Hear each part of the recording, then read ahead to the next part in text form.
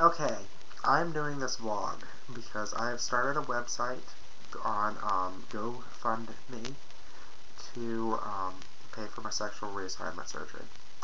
I need $10,000 to get it in Thailand. I need $22,000 to get it done in the United States.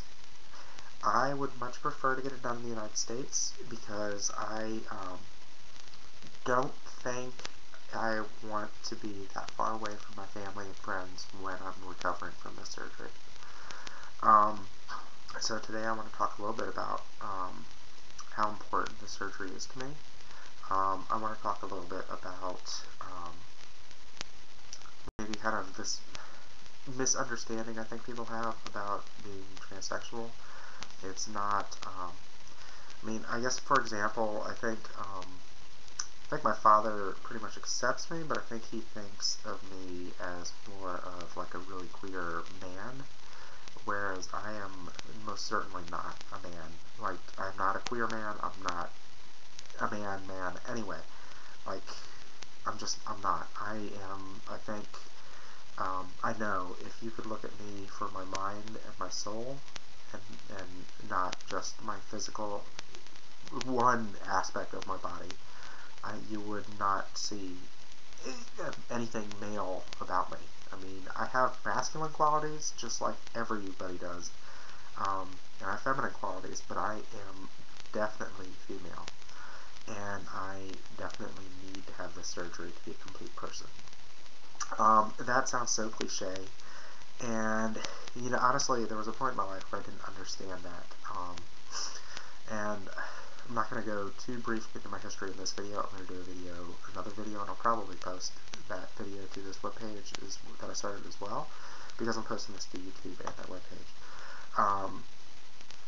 But I also was not a very sexual person as, I wasn't as a guy, like, because you gotta understand, like, this thing that I have is not a part of me, and, for me to use it in a sexual way I was playing out a role more than I was, there was like this barrier. It wasn't me, and it wasn't fulfilling for me. It was me playing a role, and whatever fulfillment I did get was because in the case of the one person, I do want to say that I did actually legitimately like her, but I also want to say there was the fulfillment playing this role that I had felt so much pressure that I needed to play, and because there is a lot of pressure. When I was born, the doctors looked at my genitalia and they slapped a male on my birth certificate, and so there's a lot of pressure. You're expected to be this thing that you're not, and that was very, very hard for me to deal with. I did not come out of the closet until I was 27. And I think if you were to really know kind of the turmoil I was going through, that is actually a really amazing thing about me. Like, that I am such a strong person because I was able to hold out until I was 27. And that's only because I was so absolutely scared. Scared to even explore it too much in myself. I mean, I did. I'm going to talk about that in my next video. But anyway, I do want to say, like, a lot of people think it's like a just desire. Like, he's a really queer guy who wanted to become a woman. Not what I really think it is. I think I was always female, and I want to have the correct anatomy for what I expect to have when I wake up in the morning, and what my mind has the outlets to use. Like, it's hard to explain, but like, I guess the outlets in my mind for using a penis are just, they don't exist. That is not, and like, to be a complete person, I think you need to understand yourself sexual. You need to be a sexual person. I mean, maybe not just understanding, but you need to experience yourself as a sexual person. And I don't even know that that's about necessarily about having sex or being celibate or whatnot, but I think it is about having the proper parts and kind of. It's really hard to explain. I know I'm not sounding good because I think the vast majority of people, not unfortunately, the vast majority of people are not trans and really have never had this experience. So for them to try to understand the disconnect that I feel with that part of my body is very incomprehensible for most people. And I think most people also, the reason I identify as transsexual and I don't identify as transgender is because I don't have a problem with my gender. My gender is female. I don't have a problem with that. I accept that. My sex, right now my sex is more in between than specifically male. But my sex was male, and that was what I had a problem with. And I think transgender is having a problem with your gender. And so, like I say, that's like, I think when I was living as a male, I was transgender because I was living in one role that I wasn't really suited. I was much more in between, and uncomfortable. I think being transgender is not about the masculine or feminine qualities. It's about the comfort level with your gender presentation, or whether you feel that you fit into male or female. And I think I was living in male, and I really just felt like I didn't belong. And I think some people are legitimately just transgender, and that's where they belong. But I think me, I am transsexual. Like, there's no doubt in my mind I belong. I am a female. Like, period.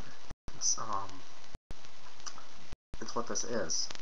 Now, I want to say that I did get a note from my uncle months back, probably 7-8 months back.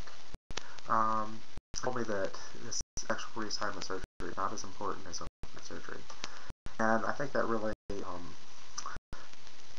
think that's really ignorant. I think that's very unkind. I don't know if he knew he is cruel. I'd not say cruel, not unkind. Because I think asking someone to live their life where they can't be a sexual being is asking someone to do something that you probably don't understand. Because, like, that is part of being human. And when I say I need a vagina to be a complete human, to have a complete human experience, that's kind of what I mean. I'm not talking about going out and having sex, although I do now. That does sound like something I would like to try. Not try, it's something I do.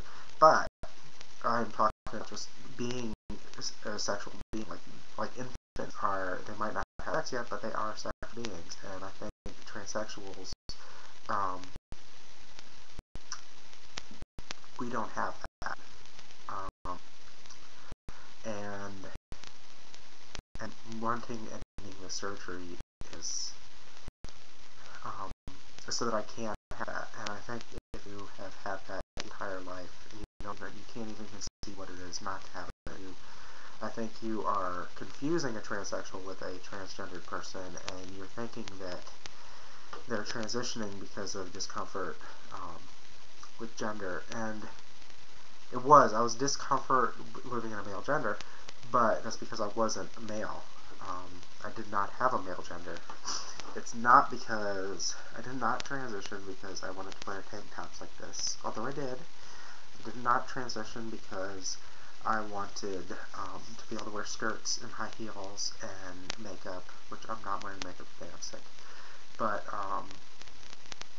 I transitioned, it was very much about my body and needing my body to be a certain way.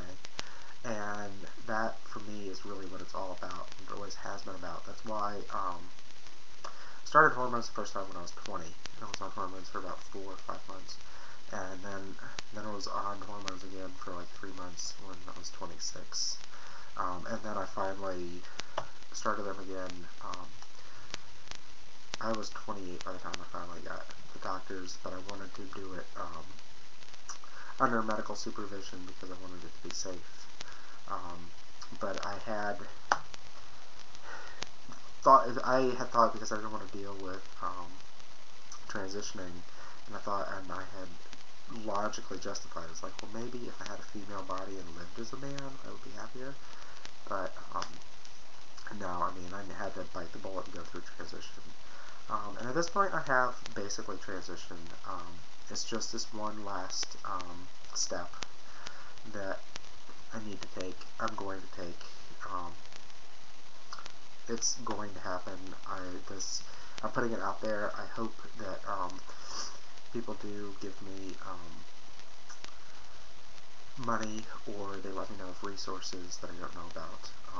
Jim Collins Foundation does do donations for this type of thing. I'm going to apply for that this grant cycle, which starts on March 15th. That's the only one I know of for male-to-female surgeries. So yeah, and if you have a fundraising idea, you want to help me do a fundraiser, please. Anything. It doesn't matter how I get to this point of surgery, as long as it's moral, ethical, and legal. I am open to anything. So yeah, so this is this video. Thank you so much for watching it. And if you watched to this point, thank you so much for watching it in its entirety. I think I'm going to post this one, so I'm going to say goodbye, and I'm going to do another video talking about the other stuff.